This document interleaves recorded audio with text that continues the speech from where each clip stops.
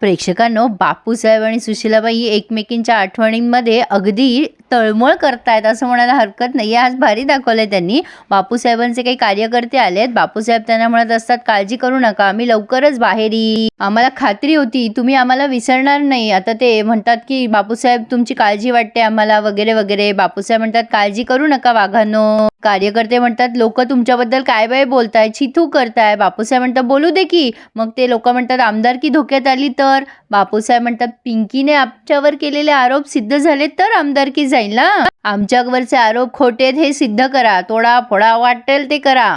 पिंकी विरुद्ध नारेबाजी सुरू करा बाहेर जाऊन. आता ते कार्यकर्ते म्हणतात, हा लई जोरदार तयारी करतो आता साहेब. शाबास, पण तुम्हाला ते मोबाईल आणायला सांगितलं तो आणला का. आता ते कार्यकर्ते मोबाईल देतात बापूसाहेबांना. बापूसाहेब म्हणतात, शाबास, आता बाहेर जाऊन सगळं रान पेटवा. आता कार्यकर्ते लागलेत कामाला आणि बापूसाहेब मनाशीच बोलतायत, आता मोबाईल नाहीये, आमचा तिसरा डोळा आहे, तिसरा डोळा. पण आता युवराज बॅट घेऊन डॉल्बेला हणत असतो आणि म्हणत असतो, एक काम करत नाही तू, 3-13 वाजवलेत कामाचे. डॉल्बी म्हणतो, नाही रे युवराज दादा, आम्ही काही केलं नाही. अरे माझे बसायचे वांदे होतील, मारू नको रे. युवराज म्हणतो, व्हिडिओ कस काय आला नाही, तू व्हिडिओ घेतलाच नाही नीट. डॉल्बी म्हणतो, अरे मी काही नाही केलं, वहिनीनं केलं सगळं. युवराज म्हणतो, खोटं बोलू नको, वहिनीवर ढकलतो का. तेवढ्यात आता ही निरी येते आणि म्हणते, अहो हळू मारा ना दाजी. युवराज म्हणतो, अरे हळूच मारतोय, पण निरी आता समोर येते आणि म्हणते, दाजी मारू नका ना यांना, का मारताय तुम्ही. युवराज म्हणतो, 1 मिनिट, मारतोय ह्याला, त्रास होतोय यांना, काय भानगडे ही. ए काय रे डॉल्ब्या, काय भानगडे. डॉल्बी म्हणतो, नाही नाही तसं काही नाहीये आमचं. आता युवराज उगी मारायची ऍक्शन करतो तर हा उगाच आरडाओरडा करतो. मारलं, मला मारलं. युवराज म्हणतो, नाटकं करतो काय मारायच्या आधीच. निरी लगेच म्हणते, दाजी असं काय करताय, त्यांची काय चूक आहे. युवराज म्हणतो, चूक काय, कारभारणीच्या माफीचा व्हिडिओ काढायचा होता, आयडिया याची होती, पण व्हिडिओच निघाला नाही. सगळं त्या व्हिडिओत काळं काळं दिसतंय, काय केलं यानं. पिंकी हे सगळं ऐकते आणि डॉल्बीच्या आणि युवराजच्या मध्ये पडते आणि म्हणते, का मारताय माझ्या लिटिल ब्रदरला. डॉल्बी म्हणतो, बघ ना वहिनी कसा दादागिरी दाखवतोय, मुद्दाम रोहित शर्मा बनून चौकेन छक्के मारतोय मला. पिंकी म्हणते, असं काय करता धनी, व्हिडिओ बद्दल नका रागवू त्यांना, तो मीच नाही रेकॉर्ड होऊ दिला. आणि मग पिंकी सगळं सांगते युवराजला की तिने ते रेकॉर्डिंग मुद्दाम ब्लर केलंय म्हणून. युवराज म्हणतो, अच्छा म्हणजे घरचंच कुंपण शेत खातंय तर का नाही रेकॉर्ड होऊ दिला तुम्ही व्हिडिओ. पिंकी म्हणते, मला नसतं आवडलं माझ्या घरच्यांनी माझी माफी मागितलेली सगळ्यांसमोर, तुम्ही तर बिलकुलच माफी मागायची नाही, म्हणून मीच ते सगळं डिलीट करून टाकलं आणि ब्लर केलं. तुम्ही का आमच्या लिटिल ब्रदरला मारताय, काय झालं डॉल्बी भाऊजी तुम्हाला. डॉल्बी म्हणतो, बघ ना वहिनी किती मारलं, तुम्हीच माझ्या पाठराखीनात, लई दुखतंय हो. आता लगेच निरी म्हणते, मलम लावून देऊ का. युवराज म्हणतो, कुठं नाही, तुम्ही पण हात फिरवा ना त्याच्या गालावरून, त्याला बरं वाटेल. डॉल्बी म्हणतो, काय रे दादा. युवराज म्हणतो, अहो हा येडगावचं सोंग घेतोय, पेडगावला जातोय, चल निघ आता इथून डॉल्ब्या. डॉल्ब्या म्हणतो, हा चाललो.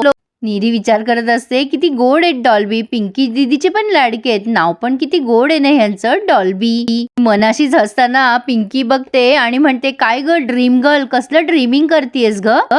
डॉल्बी पुन्हा मागे येतो आणि म्हणतो, कोणाची वाट बघताय, चला एकत्रच जाऊ ना आपण. युवराज म्हणतो, जा ना जा.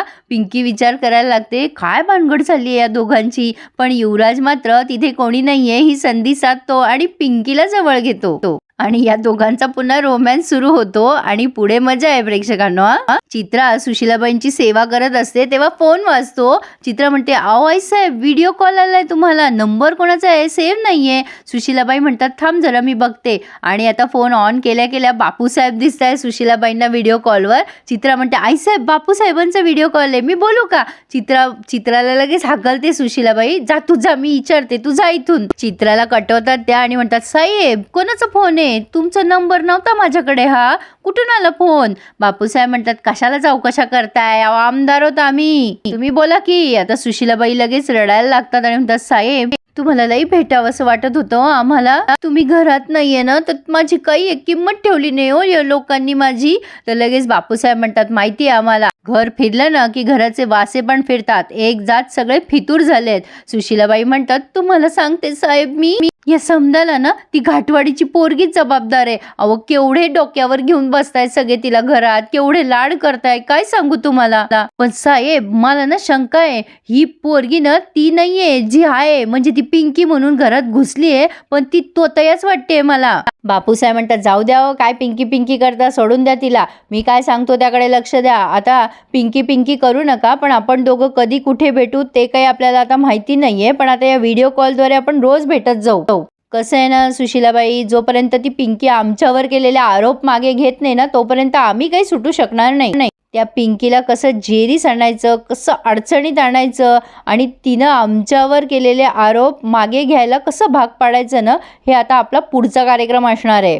तिकडं जे जे काही घडतंय ना, त्याची इत्थंभूत माहिती शक्य असेल तेव्हा तुम्ही हा मोबाईल ऑन करा, म्हणजे याचा कॅमेरा ऑन ठेवत जा, म्हणजे आम्ही तिथे नसलो तरी आमची नजर सरकारवाड्यावरच असणार. सुशीलाबाई म्हणतात, समजलं मला साहेब, म्हणजे तुम्ही इथे नसले तरी तुम्ही इथे आहात असंच समजायचं ना. बापूसाहेब म्हणतात, हीच अपेक्षा आहे तुमच्याकडून, तुम्ही आहात तर आम्ही आहोत, सर्वाभूती परमेश्वर. इथं बसून आम्ही सरकारवाड्यावर आता नजर ठेवणार, लक्षात ठेवा. इकडे या रोमॅन्टिक कपलचा रोमॅन्स सुरू असतो. पिंकी म्हणते, काय करताय धनी, अहो सगळे काय म्हणतील, पिंकी काहीच काम करत नाही. युवराज म्हणतो, काही म्हणत नाही कोणी, माईसाहेबांनी सांगितलंय ना तुम्हाला आराम करा म्हणून. पिंकी म्हणते, असं नसतंय धनी, मी छबिताईला सांगितलंय की आज आपण दोघी मिळून एकत्र स्वयंपाक करू. युवराज आता खूप वैतागतो आणि म्हणतो, तुमचं हेच चालू आहे, आईसाहेबांची मदत करा, ताईसाहेबांची मदत करा, त्या बहिणीला इथं आणून झोपवा, आता काही मी ऐकणार नाही हा तुमचं. पिंकी म्हणते, काय हो धनी, नॉटीपणा करता तुम्ही, असं शोभतं का. युवराज म्हणतो, काय न शोभायला झालंय. पिंकी म्हणते, आपलं काय नवीन नवीन लग्न झालंय का. आता हे युवराज साहेब म्हणतात, अहो नवीन लग्न झालेलं जोडपं परवडलं, माझा मित्र बघा रवी, त्याचा पाळणा हल्ला, त्याचं पोरग शाळेत बी जातंय ना, आपण इथंच आहे अजून. हे मात्र बरोबर आहे हा युवराजचं. पिंकी म्हणते, आपण काय नुसते लवबड आहोत का, नाही म्हणजे आपण, आपल्यावर जबाबदारी आहे ना बरीच. युवराज मात्र पिंकीशी जवळीक साधायचा प्रयत्न करत असतो, पण पिंकी त्याला लांब लांब करत म्हणते, असं काय करता धनी, नवरा बायकोवर जबाबदारी असते, घरात काही कामं असतात, नवरा बायको काय हेच काम करत नाहीत. युवराज म्हणतो, असं काय करताय, अहो नवरा बायको हेच करतात, यातच तर मजा आहे. पण आता पिंकी म्हणते, बस करा धनी, जरा कारभारासारखे वागा, बसा बरं खाली. पिंकी त्याला म्हणत असते, धनी तुम्ही ना रोज सकाळी उठून मार्केटमध्ये जा, मग तुम्ही दमून याल, मी तुमच्यासमोर चहा ठेवेल आणि म्हणेल, धनी तुमच्यासाठी ना छान मी स्वयंपाक करते, मग तुम्ही खोली आवरून ठेवा. युवराज म्हणतो, हां मग आम्ही धान्याचं पोतं आणू, घरात खाली करू. मग पिंकी म्हणते, भारी ना. युवराज म्हणतो, त्याला कारभारीने गरगडी म्हणतात.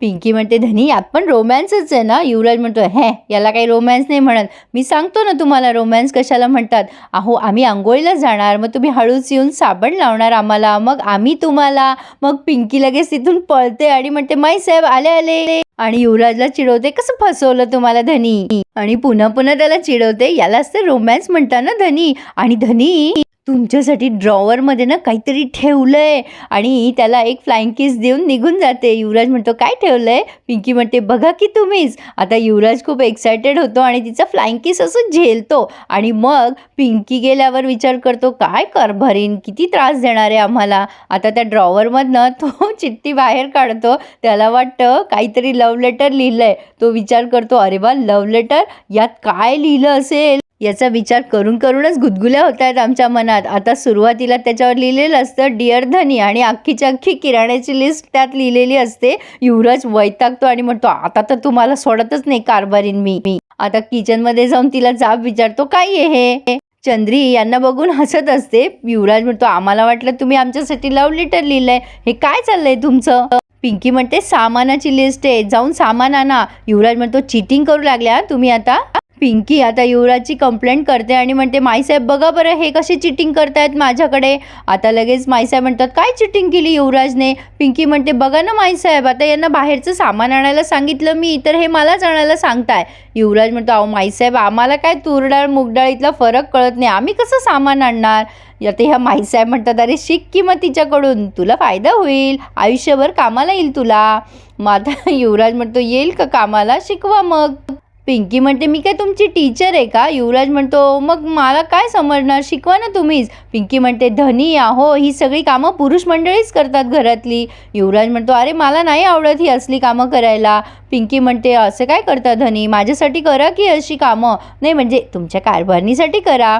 युवराज म्हणतो, ठीक आहे मग शिकवा, चालू करा तुमची शिकवणी, पिंकी कोचिंग क्लासेस. मग पिंकी म्हणते, बरं ठीक आहे, पण या मास्तरीनबाई लई स्ट्रिक्ट असतात बरं का, तुम्ही आता आधी आत चला माझ्यासोबत. युवराज म्हणतो माईसाहेबांसमोर काय आत नेताय मला.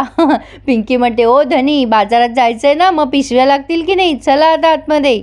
पिंकी युवराजला म्हणते कुठे आहेत पिशव्या. हां कसं माहीत असणार ना तुम्हाला, तुम्ही कधी गेलायत का सामान आणायला. युवराजला ती बळजबरी तिथे बसवते. युवराज इमॅजिन करायला लागतो, अरे काय यार आमची काशी करून ठेवली आहे नुसती. आणि काशीवरनं हा छानसं गाणं इमॅजिन करतोय, ते काशी ग काशी तुझी सवय कशी. छान आपल्या मनोरंजनासाठी यांनी गाणं दाखवलंय. भारी नाचतायत दोघं जण.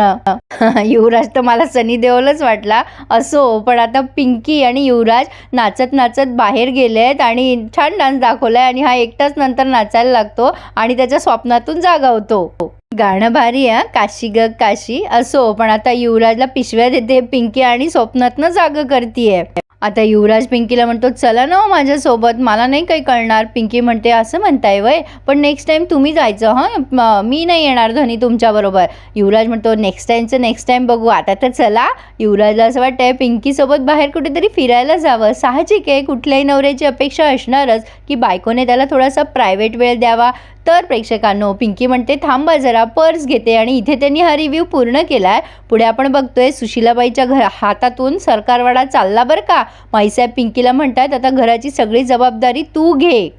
बापूसाहेब आता या सुशीलाबाईंना घाबरवत आहेत की ती पोरगी पुन्हा पंख पसरायला लागली आहे, काहीतरी करा तुम्ही सुशीलाबाई. आणि आता पिंकी आणि युवराज दोघे खोलीमध्ये रोमॅन्टिक झालेले असतात आणि पिंकी म्हणते काय हो धनी तुमच्या रोमॅन्समध्ये काय काय दडलंय. मग युवराज म्हणतो अहो तुमची शपथ कारभारीन, मी गजरा आणलाच नाही आहे. तर आता तिथे कोणाची तरी सावली दिसते यांच्या बेडरूमजवळ. म्हणजे आता हा तिसरा व्यक्ती कोण आलाय या दोघांच्यामध्ये हे बघूयात. सस्पेन्स तो बहुत बडा है प्रेक्षकांनो. मजा येणार आहे ओपन झाल्यावर. कोण असेल, कोणी केलं असेल, काय प्लॅन असेल. पण रिव्ह्यू आवडतोय ना माझा, मग प्लीज लाईक करायला विसरू नका माझ्या एफर्टला, आणि माझं चॅनल सबस्क्राईब करायला सुद्धा. धन्यवाद.